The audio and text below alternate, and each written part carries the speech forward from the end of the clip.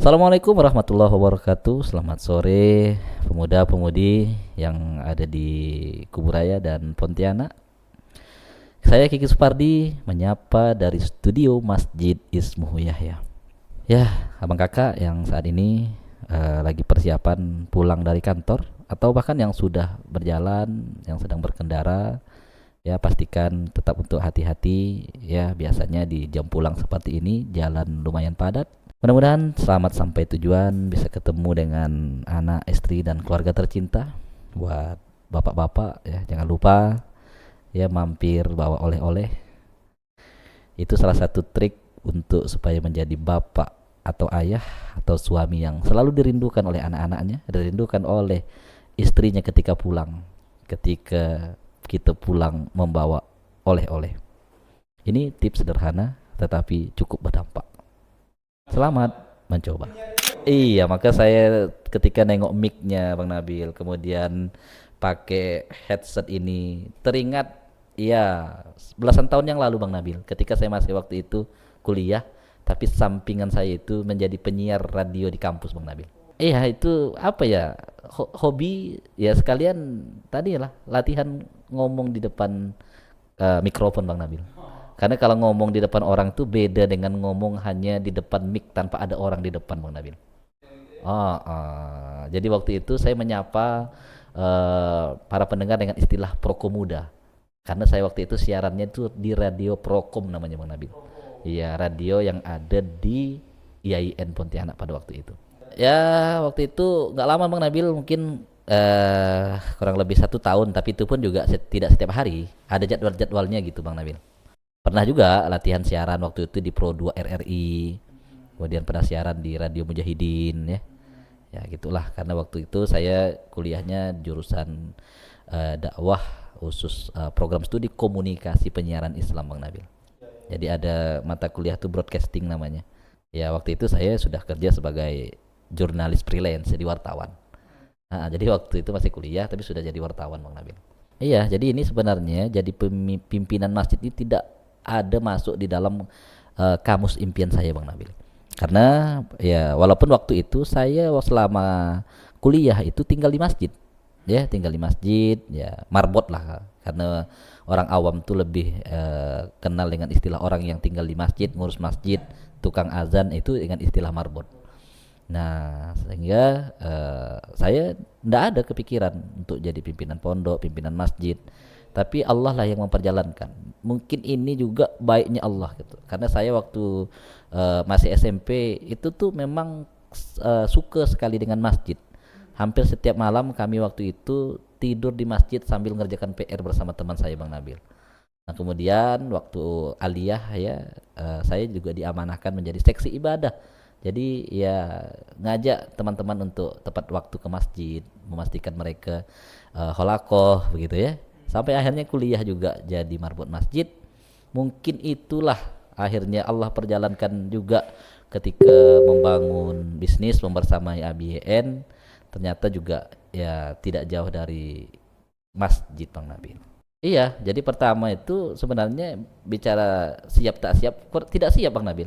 Apalagi kan ya ketika ditanya kerja di mana, kerja di masjid, saya bilang jangankan timnya saya Bang Nabil, waktu itu saya pun masih belum pede untuk menyampaikan ke orang tua, menyampaikan ke orang lain ketika bertanya gitu ya. Ya karena kan apa ya kata orang, mana ada uangnya di masjid. Iya, kalau kerja itu ya kerja itu jadi pegawai, kerja itu kerja di perusahaan gitu ya. Nah, waktu itu saya bilang ya saya pedagang, entrepreneur, jualan saya ini, gitu kan. Akhirnya sambil mengurus masjid, sampai akhirnya pelan-pelan Bang Nabil apa yang menjadi cita-cita waktu itu masjid menjadi tempat kita berkarya itu benar-benar bisa kita wujudkan di Ismu Yahya ini. Akhirnya kita juga bisa manajemen profesional. Yang dimaksud dengan masjid kita jadikan ini bukan kita mengeksplor masjid sebagai tempat kita mendapatkan penghasilan, itu bukan, tapi bagaimana kita ini Bang Nabil beraktivitas berkarya itu ya menjadikan masjid ini sebagai wadahnya gitu ya, wadah untuk kita berjuang. Nah seperti itu, dan akhirnya Ya kehadiran kita ini bukan hanya sekedar sebagai objek gitu ya, tetapi yang menjadi pelaku untuk memakmurkan masjid lewat karya-karya kita yang bisa kita ciptakan dari skill-skill anak-anak muda akhirnya yang kita kumpulkan. Dari sinilah ada siar mengajak orang untuk kembali ke Allah, kembali ke Quran, kembali ke masjid. Ya dari masjid inilah untuk siar kita, ya bagaimana orang itu ya sadar bahwa punya kewajiban untuk berzakat, ya untuk orang yang punya harta untuk berinfak, yang mana kan kita balikkan lagi kepada umat, kepada orang yang membutuhkan, dan tempat berkumpulnya kita yaitu di masjid. Ya jadi memang ya balik-balik lagi sih, core dari seorang pebisnis itu jualan, maka saya memulainya dari jualan Bang Nabil.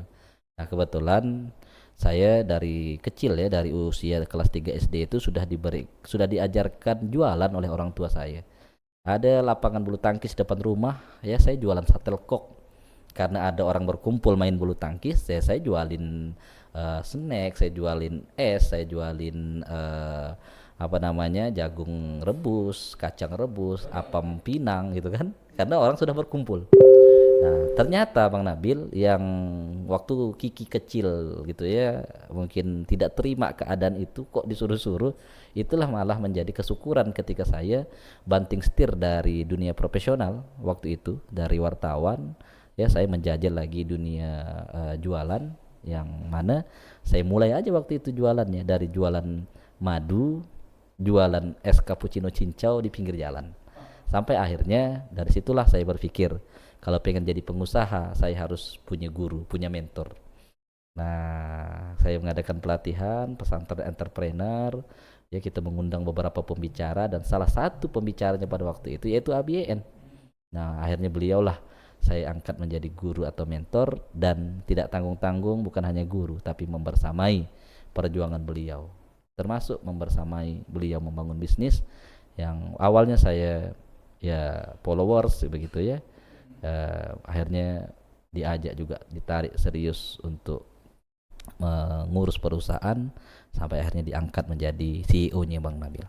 Ya, jadi Bang Nabil ketika saya waktu itu membersamai ABN, apa namanya, kan kata beliau, Ki kalau ada teman-teman diajak sekalian. Oke, diajak untuk bikin tim itu awalnya Bang Nabil.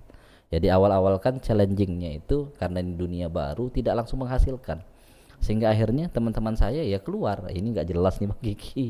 Iya kan kita belum punya penghasilan, sementara kita ini butuh bertahan hidup untuk makan. Akhirnya itu salah satu penyebab akhirnya tim saya keluar Bang Nabil. Ya saya waktu itu tetap terus ya bergerak ya, karena memang tidak ada yang langsung instan. Sampailah akhirnya iya, yakin dulu pertama, yakin sampai akhirnya pecah teluk Bang Nabil, akhirnya menghasilkan. Kemudian teman-teman saya kemarin awalnya yang akhirnya bubar satu persatu pengen lagi karena sudah ada hasilnya. Oke, tapi ternyata masalah baru tidak selesai sampai situ, muncul lagi tuh keinginan, mungkin teman-teman kayaknya lebih enak nih ya kalau jalan sendiri, bubar lagi tim Bang Nabil. Nah, artinya dalam proses membangun tim ini saya pernah di fase juga jatuh bangun, pernah ditinggalkan tim berkali-kali, tapi akhirnya waktu itu pernah saya berpikir ya udahlah, kalau hanya untuk dapat penghasilan bulanan kayaknya enggak perlu pakai tim. Sampai diingatkan oleh guru saya pada waktu itu, sunatullahnya kalau pengen besar itu tidak bisa sendiri, pasti harus bersama-sama. Maka akhirnya ya sudahlah, tidak ada pilihan lain kecuali untuk bangun lagi tim, pelan-pelan direkrut satu persatu, diajak satu persatu, sampai akhirnya bertumbuh Bang Nabil dari 2 naik ke 4, terus sampailah akhirnya sekarang ya kita punya tim ratusan orang Bang Nabil. Ya, jadi Bang Nabil ini sebenarnya ada 3 rumus supaya kita tuh dicintai oleh tim, dan cuman 3 rumus ini akan saya bocorkan nanti di Zoominar Zona Tumbuh Bang Nabil yang akan dimulai dari akhir September ini. Tapi ya supaya yang nonton ini tidak kecewa benar, saya akan bagikan satu rumusnya. Rumus yang pertama itu tidak ada rumus canggih-canggih, yaitu rumus peduli. Jadi kita yang mungkin yang menonton, Anda yang lagi menonton, yang diamanai sekarang jadi pemimpin, rumus pertama yang harus kita lakukan yaitu peduli dengan tim. Jadi peduli ini bukan hanya sekedar nanya tentang pekerjaan. Kadang kita kan yang ditanya itu gimana omset hari ini, bagaimana pekerjaannya selesai atau enggak. Itu tuh bukan peduli, itu namanya nagih gitu ya. Yang peduli itu ya kita tanya apa yang menjadi tantangan sekarang, bagaimana keadaan keluarganya, bagaimana anak-anaknya. Ya, biasa itulah malah yang membuat akhirnya tim kita loyal, menjadi berkesan. Ya kayak misalnya kami hari ini dapat kabar dari salah satu tim kita itu orang tuanya meninggal. Itu lumayan jauh ya, butuh 2 jam perjalanan dari kota ke alamat santri kita. Kita datang untuk takziah.